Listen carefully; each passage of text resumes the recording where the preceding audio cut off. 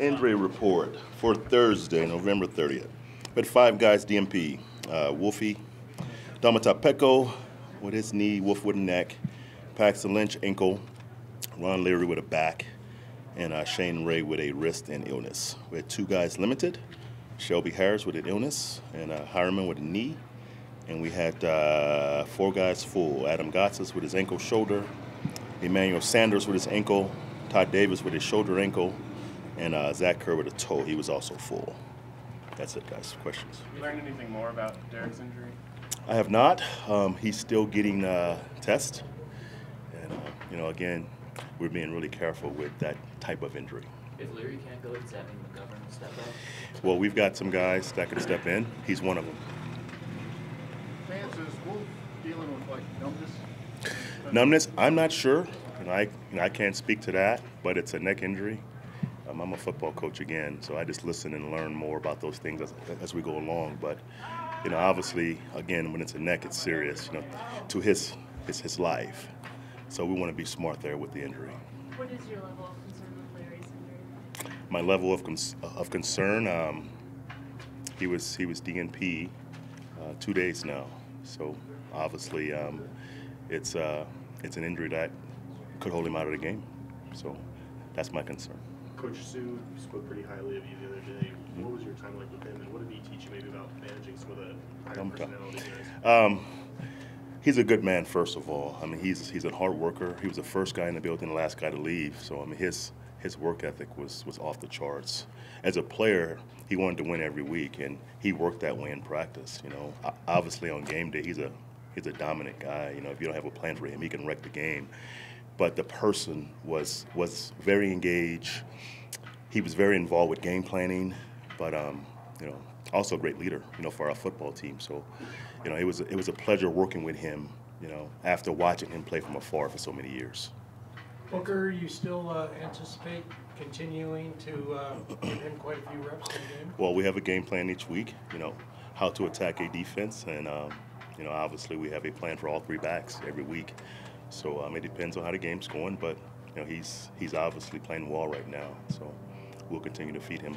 Vance, what are your thoughts on Zach Kerr and the role he's played for you guys and might play right. down the stretch here? Zach played well last week, and the first part of the season he was injured.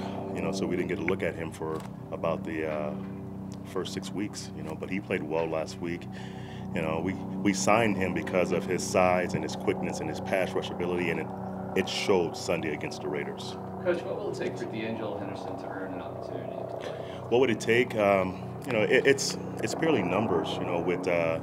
With D'Angelo's deal, obviously he had a great preseason. He's gonna have a great future here, in my opinion. But when you have 3 backs already dressed, it's hard to play 3. So to have one more dressed or to take one of those guys out and put him in, it will be hard to do. And have a fullback up. So, barring injury, he'll probably, sit and watch until we have a guy have an injury there. Ron Leary, according to normal scouting deals, didn't grade as high as he has. Was the back bothering him? Last week? Yeah. I can't speak to that. I watched the game and it wasn't perfect. He battled. He was obviously sore, from a number of injuries, but he battled last week, so I can't speak to his overall grade outside of this building.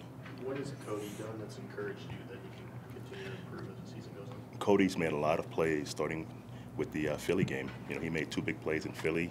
He's been our best gunner, thus far this year, and he made a bunch of plays on Sunday. So I've been impressed with Cody because he's done more for us as far as playing teams as a core player and also being one of our best receivers. He's been our 3rd guy for the last 3 or 4 weeks, and he's proven that we're right to make him the 3rd guy. With the success Trevor had going more up-tempo late in the game, is that something you can use earlier in the game too, and more often? Well, it's always in our plan, and it's always timing on when to use that. Obviously, so we have it. We'll see if it's time or where we do it. What's the disadvantage to doing it too much? The disadvantage, the guys get tired, and that can be a disadvantage. It's different weather down there. I'm not sure what the temperature is down there right now, but your guys get tired if you do it too much. But It's different tempos you can go at. You can go really fast or you can go really slow. It's on the ball, but you can take your time and go slow. So we can gear it back and still go on the ball. You know, we have different tempos we can go at. When a team struggles, high salary guys get criticism like Vaughn. The metrics say he's played almost similar to last year, if not a little better. Yeah. What have you seen from Vaughn? Well, Vaughn's played well. You know, Vaughn's played really well in the run game.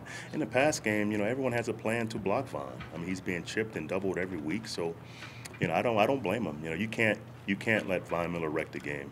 You know, so that being said, we got to move him around again.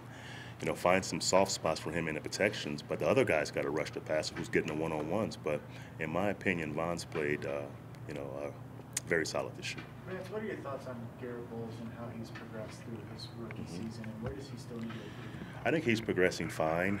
You know, the holding penalties bother me. You know, that's more of technique and having a clock in your head the same way a quarterback does, right? If you're blocking a guy and your clock says it's over, let him go, right? If the QB's holding the ball too long, that's his issue, you know. But he has to learn that he can't block the guy past the quarterback and have holding calls, you know. So that's the part that he has to fix, and it's all about experience and having a clock in your head the same as a quarterback. When that clock expires, let that guy go.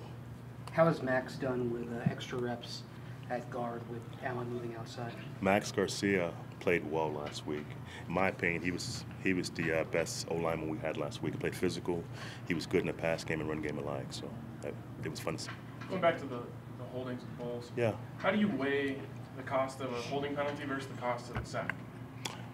Well, obviously, if he whiffs on a guy, right, and it's a clean line to the quarterback, you should grab the guy and keep your quarterback clean. But if you're blocking your guy for 2.3, 2.4 seconds and the clock in your head's up, right, let him go, right? I mean, his holding calls have been on trying to finish plays, right, and he can't do that.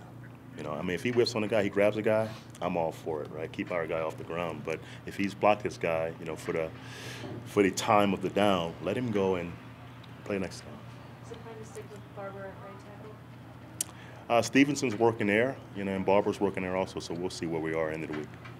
Vance, you and John always talk. Yeah. Do you have a mandate or to play young guys now, or what's your approach? I don't. I should say we don't. You know, and we want to win a game, guys. I mean, you know, we've got 5 ball games left, and obviously it's been a tough year so far. We want to win a football game, so we are playing the guys that can help us win. So that's more important than Absolutely, it's more important than having a future look at a guy. You know, we watch him every day here. You know, so that's part of the evaluation also. Have you had to motivate the guys anymore this week, in light of the tough season You have to motivate them every week, Mike. So that's no different for me. You know, every Monday morning you walk in, win or lose, you got to reset it the weekend. Obviously on Wednesday morning, it's your first day of work. You do the same. So it's no different if you're winning or losing, you know, as far as motivating the football team. Okay, thank you, Coach. Thank you, guys. Thanks, Coach.